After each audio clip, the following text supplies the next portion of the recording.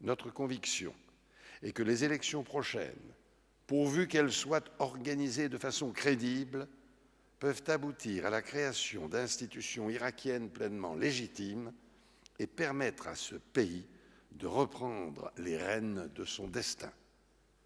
Rendre au peuple irakien, dans toutes ses composantes, sa dignité par la liberté retrouvée, lui redonner toute sa place dans la communauté internationale et lui permettre de contribuer par sa stabilité à l'équilibre de la région sont des objectifs qui rassemblent l'ensemble de la communauté internationale.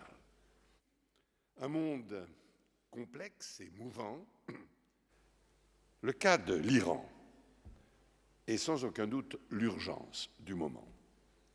C'est ce qui nous a conduit avec le Royaume-Uni et l'Allemagne, en association avec l'Union européenne, en liaison avec la Russie et en pleine transparence avec les États-Unis, à proposer à Téhéran une approche fondée sur des engagements réciproques entre nos pays.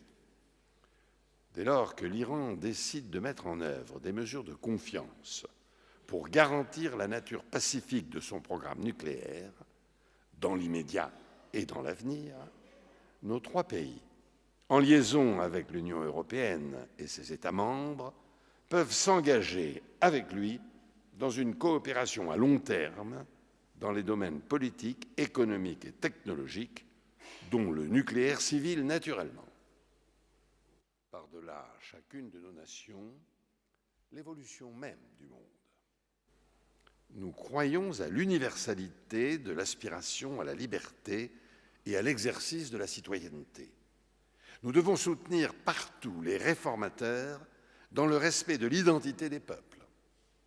Mais nous devons éviter toute confusion entre démocratisation et occidentalisation. Car si notre mémoire est parfois courte, les peuples jadis soumis à la domination de l'Occident, eux, n'ont pas oublié et sont prompts à voir dans nos actions une résurgence de l'impérialisme et du colonialisme.